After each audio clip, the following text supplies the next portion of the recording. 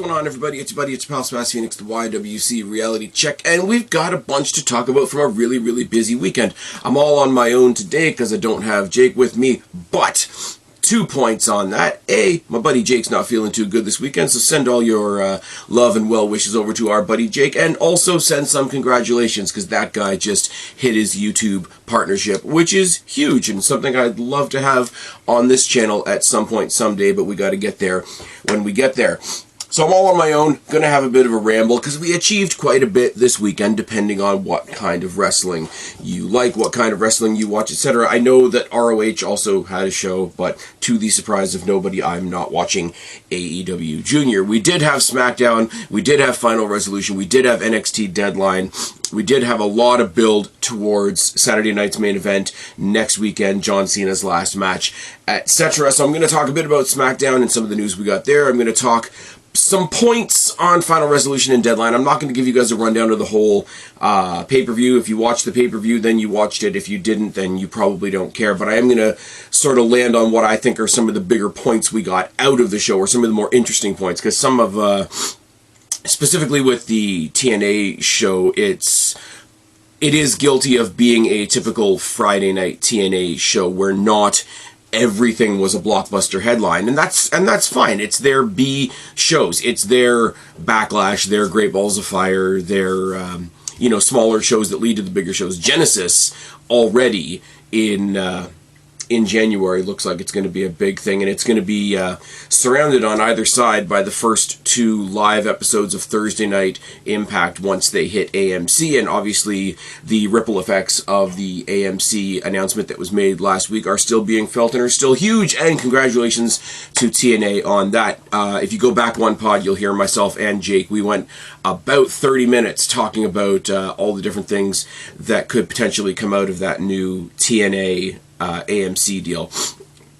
Bottom line, really cool to see them have a TV deal, and like I said in the last pod, yeah, we already had them on Sportsnet 360 up here in Canada, but it doesn't mean that a company that I like can't have some good news that I'll still be happy for them for. But let's start with SmackDown. We're continuing the this ongoing tease of a feud between the MFT and the Wyatts. Solo Sikoa came out there talking about how MFTs are out there they're gonna achieve various things. They're gonna get the tag titles off of the Wyatt Six. They're gonna Tama Tonga's been targeting Ilya Dragunov. We're gonna talk about that in a second as well. But he came out and he cut a promo, and he cut a really deep promo against Uncle Howdy, telling him that he should bow leave, and telling him that he's not worthy of the name Wyatt, etc., which is going to make everybody go ooh and ah. And coming off of Monday, where Solo Sikoa had a surprisingly good match with Gunther in the semifinals of the The Last Time Is Now tournament, which is a terrible name for a tournament, I do agree. He had a great match on Monday, and he had a pretty damn good promo on Friday that led to the standoff with the MFTs and the Wyatts. The problem I continuously have with this, and there's obvious comparisons between this standoff and back in the day, the first standoff between the Wyatt family and the Shield, which was huge. That 3-on-3 standoff where nobody really said anything. They just did the stare down. Everybody just did the holy shit and etc. Problem is, and it's a logistical problem, and it shouldn't really be an issue, but it's a 4-on-5 feud. Somebody's going to be left off of that match, because yes, both teams have 5 members, but in the Wyatt family, one of those members is Nikki Cross, and WWE doesn't do intergender wrestling unless they're going to do some kind of brawl schmoz where she can go get in there and do the types of spots that WWE does for like intergender moments in wrestling. Like Zelina Vega's not going to have a match with somebody, but Zelina Vega could hit a head scissor on whoever Aleister Black is facing, or Andrade back in the day. Where's Andrade? He fell off the face of the earth. It's fine. So if it's a schmoz, and Nikki Cross can just get in there and do stuff like that, because they're not going to have a regular tag match where Nikki Cross tags in and is, you know, the legal competitor against Tama Tonga. It's not going to happen. It's WWE. They don't do that. This is where I give TNA all the props in the world, where they actually do the intergender wrestling thing. The closest thing you're going to get in WWE is WWE 2K that finally lets you do it on the game, which leads you to believe maybe like in the next couple of years they might play with it. I don't think it's going to happen here. There's going to be some kind of big like team on team match at some point. The only thing I can picture is if they do it on the same night that Tama Tonga goes for the US title, for example, and the other 4 take on the 4 members of the Wyatts, and then the 4 members of the Wyatts have the advantage because Nikki Cross, while not being a competitor in the match, does give them an extra body to play with, and that sounded wrong, and I'm sorry.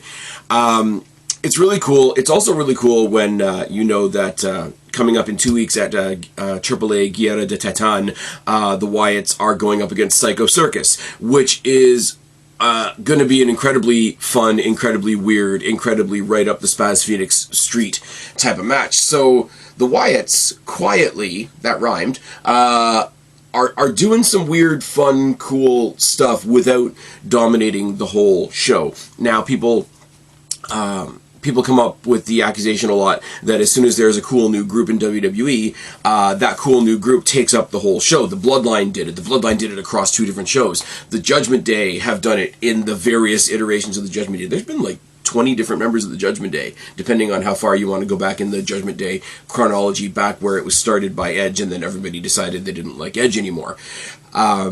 But the Wyatts sort of like zero in on 1 or 2 people, they have their segment and move on. So I think they're avoiding that with the Wyatts. The match, when it happens, I know it's a SmackDown thing, but it might be a case of what Roman and Solo Sikoa did last year, where, yeah, it's a SmackDown feud, but we need a big match for Raw. They're really hyping up that first, the January 5th, episode of Raw in 2026, because first one of the year, but it's also the anniversary of them moving to Netflix. So that anniversary show, along with, NXT New Year's Evil, they're going to do that first week of 2026, and they're going to hit the ground running, and it's going to start with SmackDown, because SmackDown's on, like, the 3rd. So it's not going to be Monday, Tuesday, Friday, it's going to be Friday, Monday, Tuesday, which is absolutely fine as well. But I think they might slip this massive tag match onto that Monday show, which, I don't know how to feel about that. What I do know is that we're finally getting a match for the US title that they've been teasing for weeks and weeks and weeks and weeks and weeks, which is Tommaso Ciampa taking on Ilya Dragunov. Now, they've done okay with this. What they've done with Ilya Dragunov taking the open challenge that Sami Zayn was doing, who in his own right was doing it to sort of pay tribute to John Cena, was they've given you a banger every Friday. They've given you a guaranteed banger every Friday. Ilya Dragunov, who's awesome and intense and all those types of things, taking on whoever's going to come down the pike. Now, they had a couple more interesting people answer the challenge when Sami Zayn was doing it, but that's neither here nor there. This whole idea that he's had an open challenge, but he's kept on denying Ciampa, it kind of makes Ilya look like the antagonist. He's not the heel in the situation, but he is the antagonist in the situation. So Ciampa getting pissed off is kind of like the justified heel, which is what you want to go for. But it's running the hairline of, is he saying, I want to fight people that are honorable and deserve a challenge, or is he kind of just being a dick to Ciampa? A lot of people are saying Ciampa will be the one to take it off him. I wouldn't mind that at all.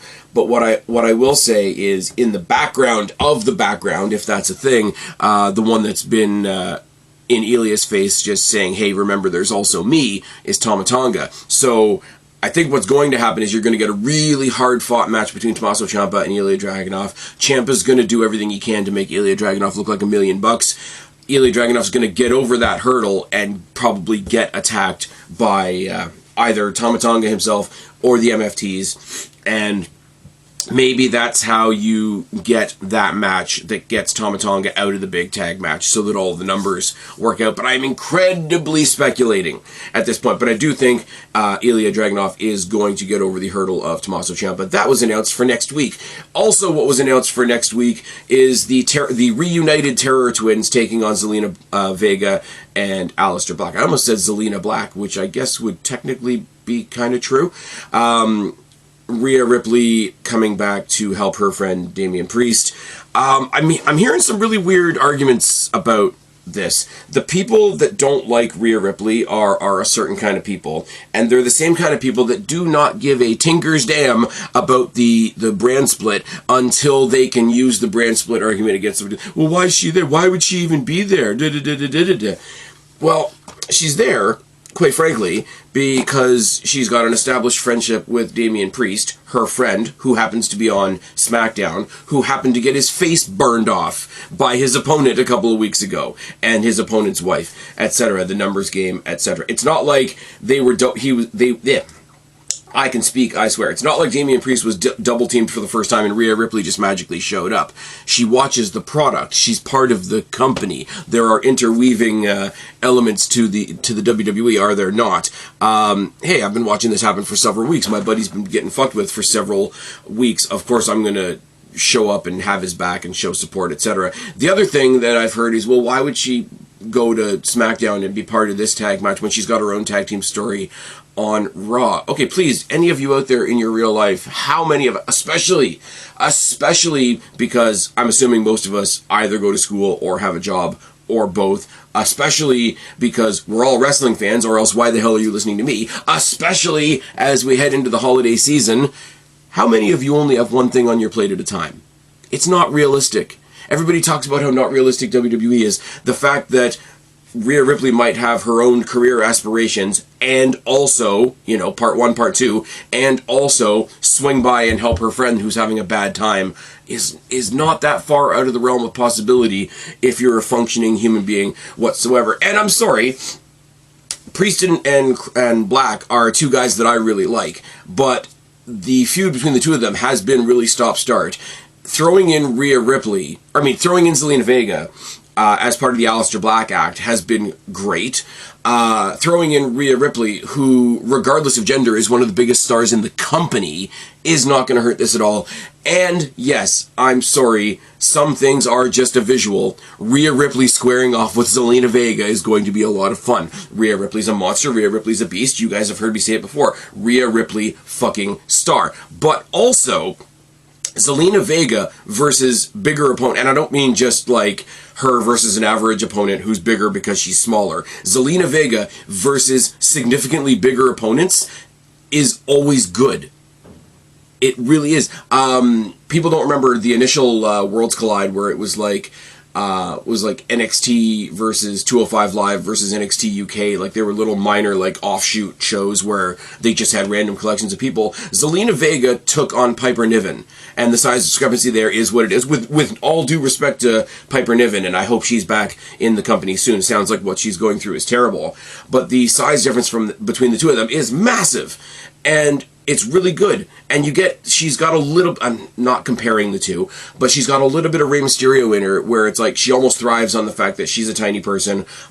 She's going to go up against a bigger opponent anyway, so why don't you give me a bigger opponent? A little bit of Alexa Bliss in that regard as well. A little bit of Ivy Nile in that regard as well. But that match is going to be fun. That match is also happening next week. And what else we got on the show this week is a lot clearer of a picture heading in towards Saturday night's main event next weekend, John Cena's last match. But we also know that the rest of the matches on the card are going to be showcase matches between main roster WWE stars and NXT stars. So, randomly and for reasons, Bayley's taking on Sol Ruca. Now, this was put together by Nick Aldis, and to go back on what I just said about the brand stuff, Bayley's from Raw, Sol Ruca's from NXT. I don't know why the SmackDown GM was the one to put this match together, but it is what it is. Cody Rhodes, however, after having a heck of a scrap to start the show with Drew McIntyre, who then left the building because he's suspended,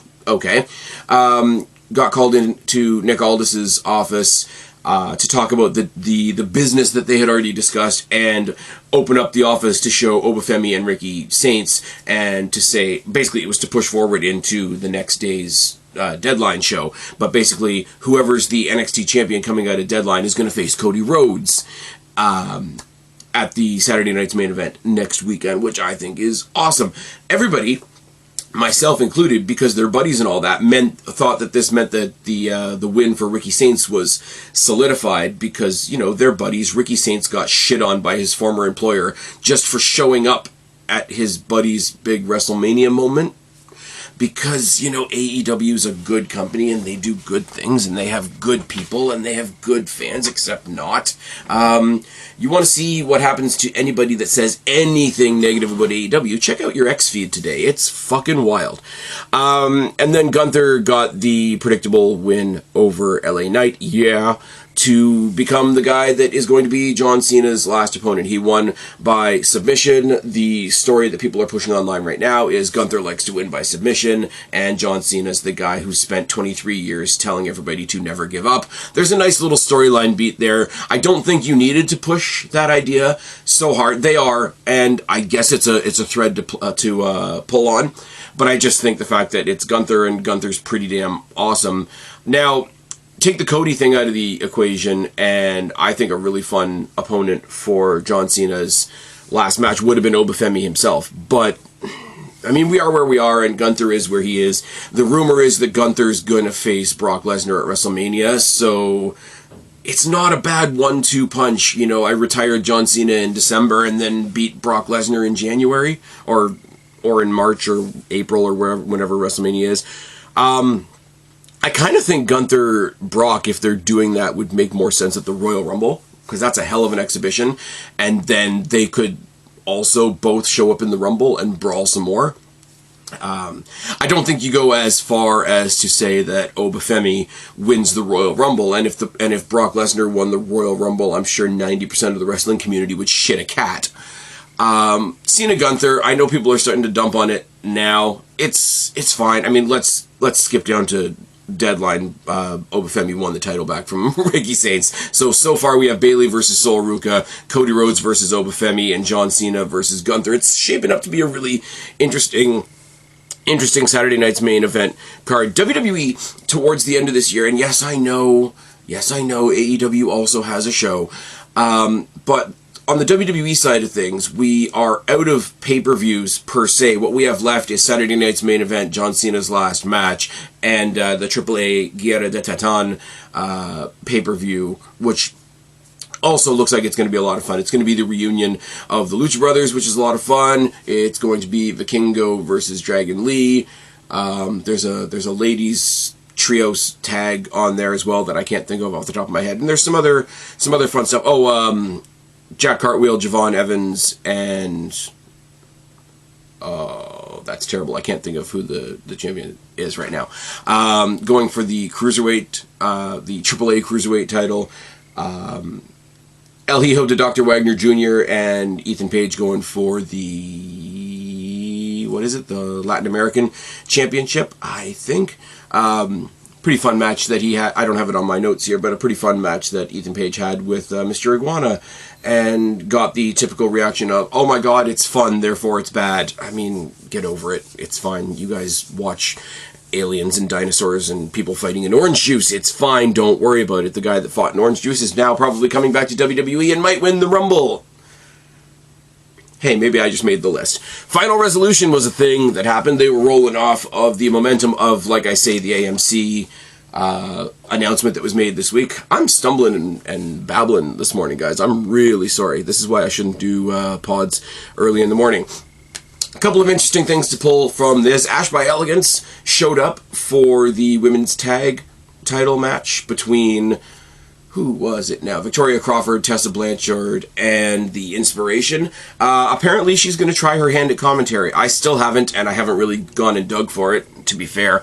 The whole story around her having to step away from in-ring competition, apparently it's really heartbreaking and really negative, as was implied on the show, but I'm not digging because I don't want to hear people's sad stuff. I'm glad she still gets to be part of the show in some way, shape, or form. You guys know my prime example is always going to be Corey Graves, who suffered a head injury when he was in NXT, and they said, okay, but you're a good talker, we're going to try you on commentary, and now he's a vital cog in the WWE commentary wheel, to the point that they have now made him the voice of AAA, which is awesome. Now, am I saying that Ash by Elegance is going to find that same success? I don't know, but I'd like to see her try. That's all I got. It's just a feel-good thing. Speaking of that tag match as well, really interesting to notice while we're doing all this NXT versus TNA stuff, Robert Stone came out to ringside, I guess, as the valet, manager, spokesperson, whatever, for the team of Tessa Blanchard and Victoria Crawford. Now, people will shit on that because they like to pretend that Tessa Blanchard's not a good wrestler just because they don't like her, which is strange. Victoria Crawford, aka Alicia Fox, has always been a fun character, and the Inspiration, formerly known as the Iconics, are a lot of fun as well. They held on to their titles, but Robert Stone, who I think is still like Ava's assistant, whatever, on NXT, coming out and managing a TNA women's tag team, is a really interesting cog in the wheel. But a lot of this show centered around the NXT versus TNA stuff, the new invading force, the NXT Rebels, or whatever you want to call it. They had 3 separate matches here. Santana beat Charlie Dempsey in what I thought was a really fun opener.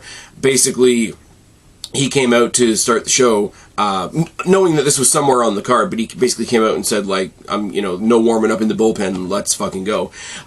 Santana, the brawler, obviously the favorite in the TNA side of things, versus Dempsey, who's incredibly underrated as a wrestler, made for an interesting match. The Hardys took on High Rise, and I mean, High Rise is a new team, but they're a lot of fun. They truck people. Hardys made them look really good. Hardys retained their titles against High Rise, and then something else happened that we're going to talk about in a second. But the bigger story, as far as NXT versus TNA, is our boy Stax, Channing Stax Lorenzo, beat Steve Macklin for the TNA International Championship. Now, that might tie into something that happened the next night, but we'll get there when we get there. Stax, remember when it was the family, Tony D and Stax? Stax, the best hot tag in NXT, just went over to the other side and brought another belt over to NXT, and it brought everybody, oh my god, look at that, they're using TNA again, they're trying to steal all their thunder. They helped them get the TV deal. What thunder are they stealing? And both sides have said, yeah, the deal is doing fine. Stax as the international champion, who's probably going to carry that thing around on his shoulder. The baby blue strap. I'm getting used to the baby blue strap, It's not that bad of a thing. Stax with the belt on his arm, with Ariana Grace on his other arm, playing up all the stuff with his father-in-law, Santino Marella, is a lot of fun, and it's pretty cool for a guy who was a sidekick in a faction, and we thought, like, what's he going to do when this faction breaks up? He's just going to try and have, like, sort of a mediocre mid-card run. No, he's doing some stuff with this weird collection of people with, like, Lexus King and the High Rise and Charlie Dempsey and Robert Stone. It's weird. I like it. And if you guys do listen to the What Culture podcast, the first thing I said on social media was somebody check on Adam Wilborn. To which I go to Twitter, and the guy put out that Christmas came early. And I couldn't agree more. Now, at the end of the night, after the main event, which was JDC getting a world title shot against Kaz, which was a match that everybody was crapping on, and then they crapped on more when it was announced as being the main event. But it is for your world title at the end of the day. All the NXT invaders stormed the ring. They brought out lighter fluid. They were going to set the ring on fire because the TNA logo is in the center of their ring, and symbolism is everything. They got taken out by some TNA defenders, and there's a big brawl to end the show. And in that scuffle, Stax does in fact deck his father-in-law, Santino Marella, who went onto social media all pissed off. Santino Marella's a really interesting character because 99% of the time he's like comedy guy. He's the boss, he's the general manager of the show, but he maintains that comedy edge to him most of the time with the mispronouncing of the names and the heavily overdone accent, etc. And he announced that in 2 weeks, I don't know if there's another special event or if it's just going to be on an episode of Impact. I should have looked that up before I came to talk to you guys, but I didn't. At least I'm honest with you guys. But he announced that there's going to be Team NXT versus Team TNA inside a steel cage. Now, I love this, but there is a sense of look around at the world that you're currently existing in, because let's not pretend that people just watch TNA or just watch WWE or just watch AAA or just watch AEW. we're coming off of the back of War Games, which would be fine if AEW had not counter-programmed War Games by starting off the month with, here, have a cage match, here, have another cage match, here, have another cage match, here, have another cage match, here's our Temu version of War Games, and you have to say it's better because people cut themselves. So, in a very, very calculated move by AEW, the atmosphere was flooded with mediocre at best cage matches before War Games, and now War Games has happened, and those same people have said, oh, well, nobody bled, so it wasn't good, derp-a-derp. So, doing a cage match at the end of December, when we were flooded with them in November, on a weekly episode of television, instead of making more of an event of it, it's a gamble. It's not necessarily, not that I have any say in anything, but it's not necessarily what I would have suggested. If anything, I would have gone back to what they did at Showdown, or Showcase, or whatever it was, and have some kind of Survivor Series style match. But they're going to do a cage match, because I guess the whole thing of not being dictated to by other companies and what other companies have done, in scheming means or not, they're going to have a cage match, and immediately in that promo, Santana interrupted Santino, because tongue twisters are fun, and said, well, we know what we got to do. So I guess he's sort of throwing his hat in the ring as to be the leaders of those teams. And apparently we're going to announce the teams on Tuesday on NXT, and then on this week's upcoming TNA, they're going to announce the stipulations around the cage. I hope I have that right. It was all from a social media clip after the fact. It'll be fun, nonetheless. This new sort of, people are calling it the NXT B team, but it is comprised of people that weren't doing very much else. Ariana Grace is involved, Stax is involved, High Rise, Charlie Dempsey. Who else am I forgetting? Forgetting somebody in that mix. But they're going to do a cage match at some point. If they had built it out a little better, I would have said either do it earlier and do it on this card, or leave it. Because if you leave it and give it more time to build, and maybe each team announces one member a week or something, you do that drawn out kind of build like you do for War Games, and you could have thrown this on Genesis. You could have thrown this on the pay-per-view that is wedged between the first 2 weeks of this new AMC deal and gotten some buzz around it that way, but I don't work for TNA, so I don't have to worry about that. The other thing that happened in TNA, now Bear Bronson, along with C.W. Anderson and Brock Anderson, made his debut on the kickoff for Final Resolution, because the other members of the system, not named JDC, did a Trios Open Challenge. C.W. Anderson, Brock Anderson, and Bear Bronson, who looks like a fucking machine these days, and a lot of people have been saying, oh, he's done really well since the scandal surrounding his former tag team partner. I haven't bothered to look into what that is, but if it's anything like Wes Lee, when Zachary Wentz got booted from NXT and he was kind of left in a lurch and had to go and forge his own path, then cool, Bear Bronson's going to go around and kill some people. That's absolutely fine. If somebody wants to fill me in on what the scandal is down in the box below, I can't be bothered, honestly. Honestly, it is what it is. But speaking of tag team debuts, we said it before, the Hardys did a really good job of making High Rise look like $1 million before they beat them to retain those TNA tag titles, and then paying off a bunch of teasers that had happened on the kickoff and earlier on in the show itself. We got the debut of the Righteous, who came down to the ramp and stared down the Hardy Boys. Now, I said this in the preview. I talked about the rumor that the Righteous were coming to NXT to help out Tatum Paxley against her former teammates in the culling, and how I thought that would be a cool idea, but not yet. Let Tatum Paxley as a character stand on her own for a little bit first. Now, was I proven right? Kind of. Yeah, Tatum Paxley stood on her own, and we'll talk about that in a second. The Righteous coming to TNA, who are kind of thin on tag teams as well at the moment, might be a better deal. It means you can still use them on NXT programming if they have a convincing reason to cross over, if they become part of the TNA NXT ongoing battle that's going on. You could have the culling representing NXT, and then Tatum Paxley, who has also had some history going over to TNA. She was, in fact, the first NXT star to show up on a TNA pay-per-view, if she makes her way over to TNA and makes friends with the Righteous, and that's how you get the 3-on-3 mixed tag, that's not terrible. And you could even throw that on the TNA show, on the TNA, maybe on the TNA Genesis show. But the Righteous showing up in TNA, pretty cool. I like them. I like the vibe of them, the unsettling sort of culty nature of them. Maybe they make friends with Shiloh Hill. How weird is Shiloh Hill? But I can't say that I know a ton about the Righteous. I know that I saw them in a couple of matches when they were having a spell in AEW, but I'm no Righteous expert by any stretch of the imagination. But what that means is, hey, you're weird, show me what you got. Very, very much like I'm treating the Shiloh Hill thing. Now, flipping over another page to NXT Deadline.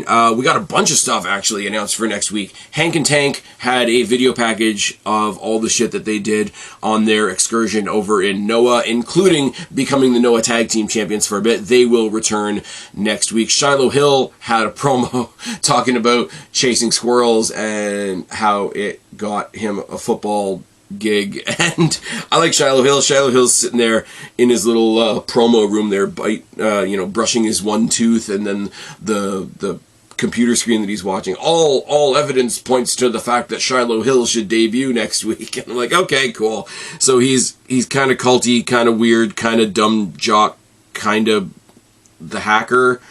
I don't know. It's weird. I like it. It's fine. Blake Monroe, weird one here, because she's a heel, so you wouldn't expect her to be like offering people stuff and giving people opportunities. That goes to the Ilya Dragunovs and the John Cena's and the Sami Zayns, etc. Blake Monroe went to Ava in the back. Why was she at the pay-per-view if she wasn't on the pay-per-view? I get it. It's a loophole. It's fine. Don't worry about it. She's going to have the Women's North American Championship Open Challenge starting next week. Hey! Or what did they call it? The North American Championship Open Challenge starring Blake Monroe, which is nice. Started off the show with Obafemi winning his title back, which is interesting. I wish the match could stand on its own merit, because the match was a whole lot of fun, and I think Ricky Saints, the hate that he's getting right now is purely based on the fact that he left AEW and went somewhere better. Like, I'm thoroughly convinced of that. The guy's going to be fine. If Oba's going to be the champion, Ricky could be the one that you hop, skip, and jump onto the main roster tomorrow. But it sets up the more interesting combination of Cody Rhodes versus Obafemi for Saturday night's main event, because Cody Rhodes has enough other people gunning for him right now that he could go into that match injured, and you could give yourself a reason to give Obafemi and NXT at large a huge win over Cody Rhodes and the main roster at large. It's interesting. I don't know, other than setting up a cool match with Cody Rhodes, I don't know what Obafemi regaining the title does for NXT. The guy's great. The guy's a monster. The guy has... It's becoming a cliche now, but the guy's got like monster aura for days. Past the airport test, all the other stupid things that we say as wrestling fans. It's fine. Don't worry about it. But yeah, it was a lot of fun. Ricky gave him a good fight. Oba has really sold the fact that, hey, I lost to you. It made me go away for a while. It made me find myself. It made me turn myself into an even bigger monster. It definitely rolled through that story, which is absolutely fine. Oba being the champion again, like he's King Kong at the top of the mountain. Ricky Saints either goes on another chase for that title. Does Ricky Saints go backwards and go back for the North American Championship? I don't think so. I really don't. There's a lineup of people that could go after the North American Championship. I kind of like to see, because Ethan Page is still your North American Champion for now, I kind of like to see Ethan Page and Leon Slater, X Division Champion versus North American Champion. Could be a lot of fun, but I don't think you want to put Ricky Saints in that let's throw it in reverse kind of position. Tatum Paxley went in, lost her match. The way she presented herself and the way... It's the melodrama. It's the stuff that a lot of people don't like WWE for, but the fact that, she came out like, not even angry, not even ready to fight, just sad, just heartbroken, just all the things we talked about in the preview. The fact that even in the match, she was being manipulated by her former family members and all that sort of thing. And she had a few, I mentioned it a couple of days ago, that she's not vengeful, she's not spiteful, she's not angry, she's not evil, she's just like heartbroken and hurt and downtrodden and shattered and whatever. So this needs to be like pro wrestling's version of Carrie. I'm repeating myself now, but that's fine. I think they touched on a little bit of that potential here, and the little bit that they did touch on was fantastic. I think there's a lot more to pull from this. I think that the visual of Sean Spears pulling the head off the doll. Yes, I know a lot of people think the doll stuff is stupid. I don't necessarily agree, but then again, you guys are wrestling in orange juice. It's fine. Don't worry about it. I think that visual leading to the pin, just when she was mid, like, here's the snap, here's what's going to have her win, was a nice, neat little rug pull. They're going to do another match. It's probably going to be stepped up. They're probably going to break this character even more. I look forward to what they do in the future. And outside of all the crazy versus not crazy, like she's the, I'm sorry, Tatum Paxley's the hot goth chick, but she's also the hot goth crazy chick now.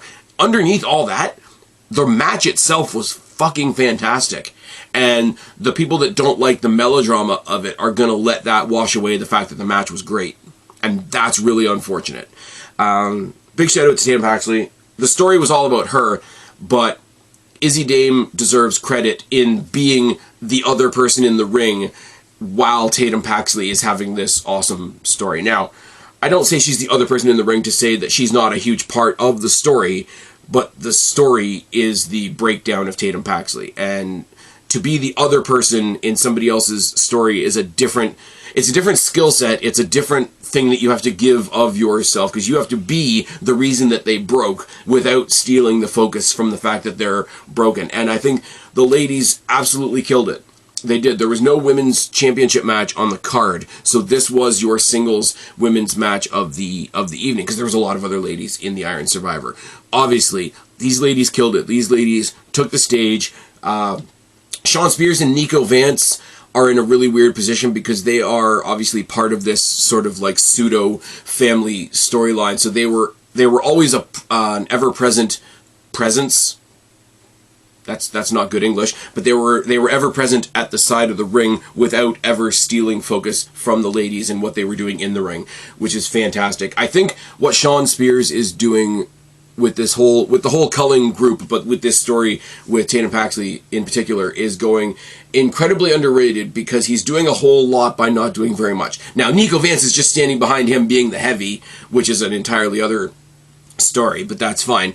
The Iron Survivor winners, one went kind of predictable and one didn't. Javon Evans winning the men's Iron Survivor in the main event.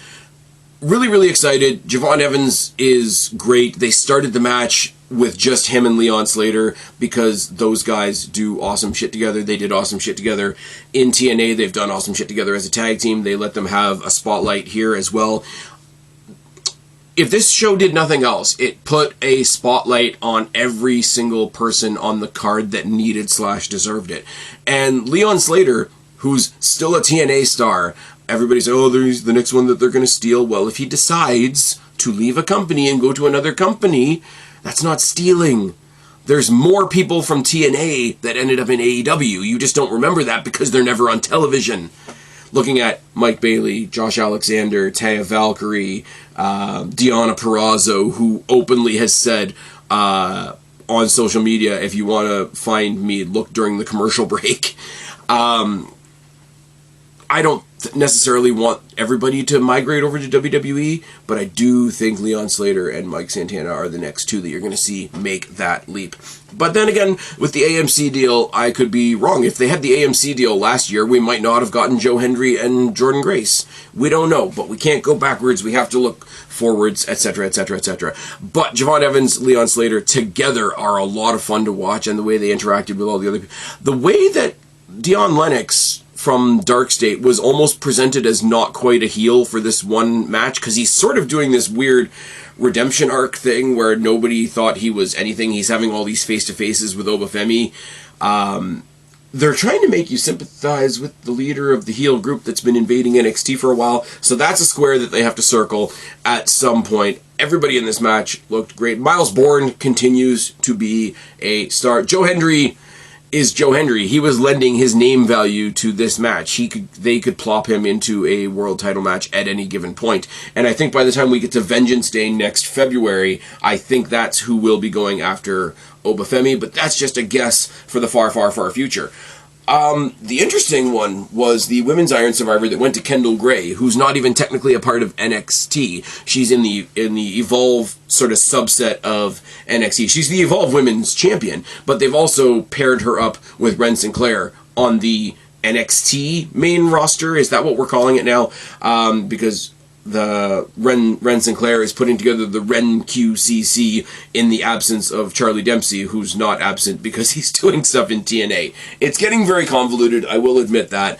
Bottom line, Kendall Gray looked like $1 million in this match, in there with Kalani Jordan, Lola Vice, Jordan Grace, and who's the other one now? I'm gonna forget. I'm a dickhead. But yeah, it was a lot of fun. It was really good. Oh, Sol Ruka. Sol Ruka, who got taken out during her entrance and then came back with the bad leg and managed to pull off a whole bunch of shit that somebody with a bad leg would not be able to put off. Still the heartbroken babyface at the end of the day. She kind of said in a promo afterwards to Kendall Gray, hey, like, I got taken out in the early going. I didn't get all my time in the ring. Maybe it could have been me, etc., etc. I don't think that's a heel turn. I still think they're going to steer her towards the breakup with her and Zarya, but she'll come back around into the title picture at some point. I do think your title picture, by the time we get to the next proper pay-per-view, which, like I say, is Vengeance Day in February, I do think your title picture is going to be Jordan Grace, Sol Ruka, and maybe JC Jane if she hasn't gone up to the main roster yet. Pretty decent, pretty good. Nice move to put the belt on Kendall Gray, who's kind of come up out of nowhere in the past 2 weeks as far as NXT television. She's the Evolve champion.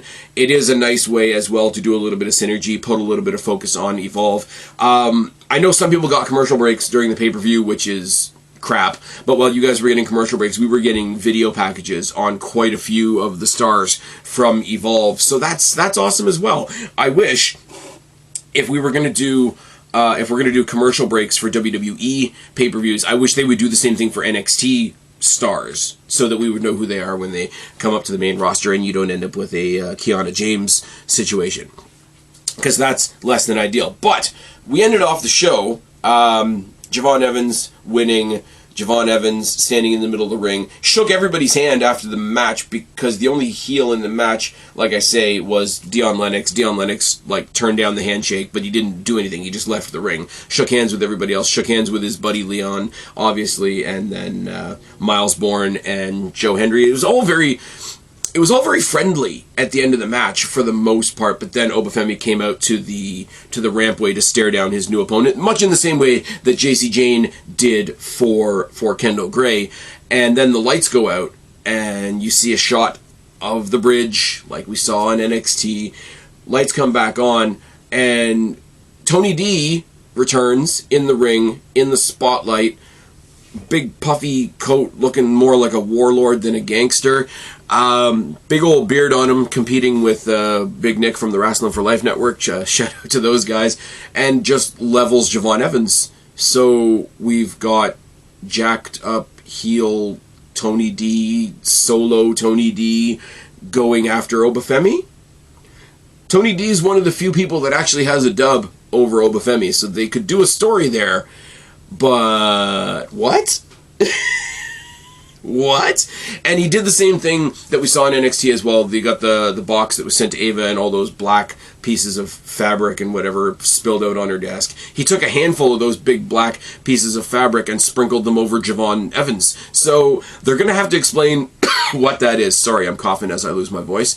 They're going to have to explain that on NXT, but it's a very odd way to end the show. Anyways, we did quite a lot here. TNA did a lot. NXT did a lot. SmackDown did a lot to get us ready for Saturday night's main event next weekend. There was way too much for me to talk about to wait until this week's episode of The State of Wrestling, and there's not going to be an episode of The State of Wrestling because we're going to be previewing the John Cena's last match, Saturday night's main event, hopefully with my buddy Jake. Hopefully my buddy Jake is feeling good, feeling better, feeling all right. Go congratulate him on his YouTube partnership. But I've been Spaz, your YWC Reality Check. Subscribe up there, talk down there, start a conversation. Keep all these conversations going. Don't be a stranger. I'll talk to each and every last one of you. But for right now, I am tagging out. Bye, guys.